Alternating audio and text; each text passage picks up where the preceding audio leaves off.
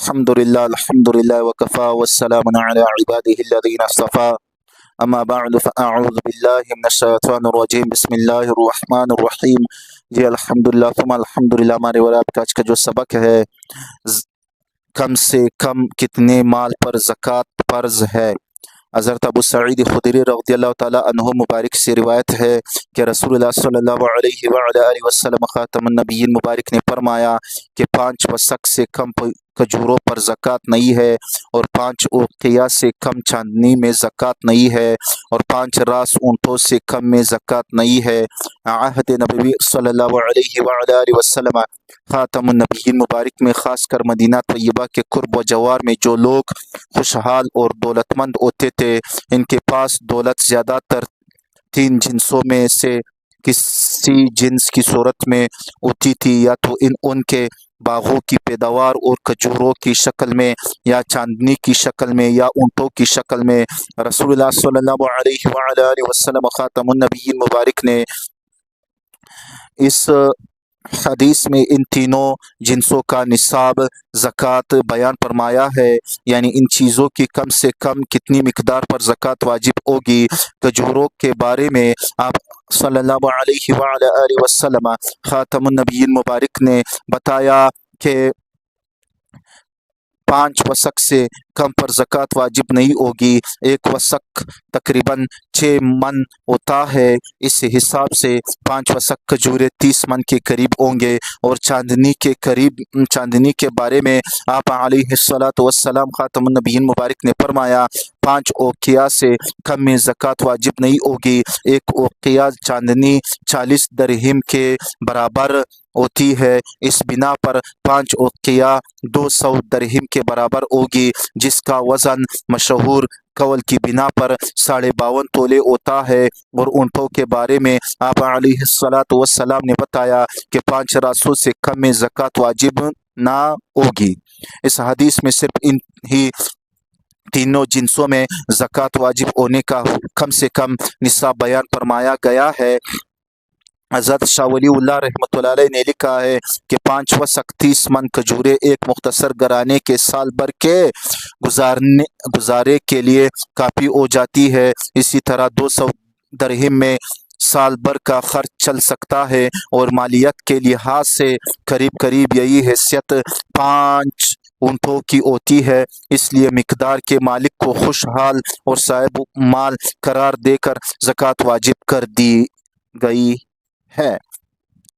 حضرت علی کرم اللہ وجہہ مبارک سے روایت ہے، دوسری حدیث ترمذی شریف کے ابو داود کی ہے۔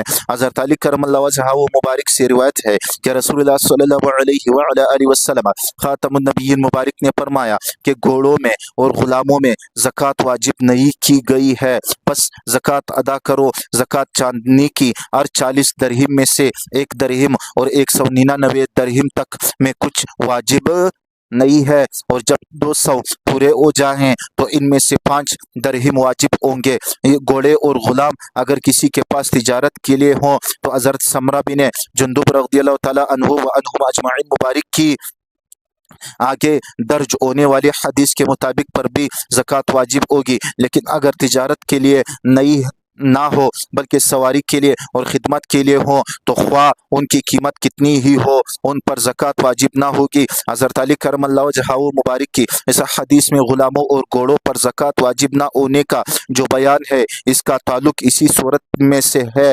آگے چاندنی کے بارے میں فرمایا گیا ہے کہ جب تک کسی کے پاس پورے 200 درہم برابر چاندنی نہ ہو، اس پر زکوٰۃ واجب نہ ہوگی، اور 200 درہم کے بقدر ہو جانے پر 140 کے حساب سے 5 درہم ادا کرنے ہوں گے۔ سمجھ میں آ گیا؟ اموال تجارت پر زکوٰۃ۔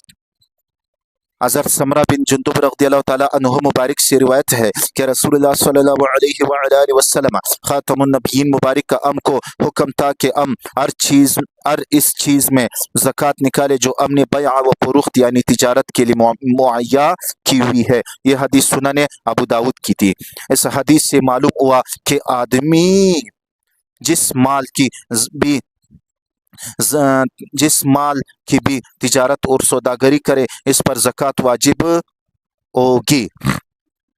साल गुजरने पर ज़कात वाजिब होगी। हज़रत अब्दुल्ला बिन उमर रज़ियल्लाहु ताला अन्हु मुबारक से रिवायत है कि रसूलुल्लाह सल्लल्लाहु अलैहि वसल्लम खातमुन नबिय्यीन मुबारक ने फरमाया, जिस किसी को किसी राह से माल हासिल हो तो इस पर इसकी ज़कात इस वक्त तक वाजिब नहीं होगी जब तक इस पर साल ना गुजर जाए। ये हदीस शरीफ तिरमिज़ी शरीफ की है।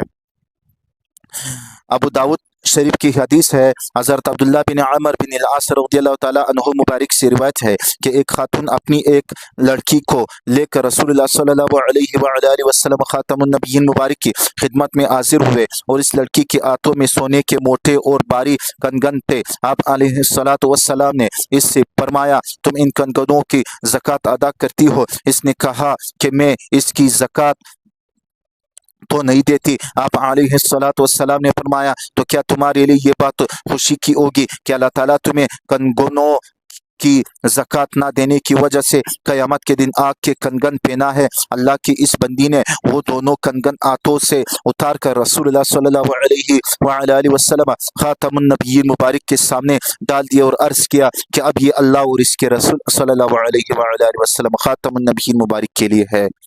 जी अल्हम्दुलिल्लाह सुम्मा अल्हम्दुलिल्लाह, हमारे और आपके आज का जो सबक है वो इख्तिताम पज़ीर पे पहुँच गया है। कल से इंशाअल्लाह और मसाइल बताएंगे ज़कात के मुतल्लिक़। व आखिर दावाना अनिल हम्दुलिल्लाहि रब्बिल आलमीन।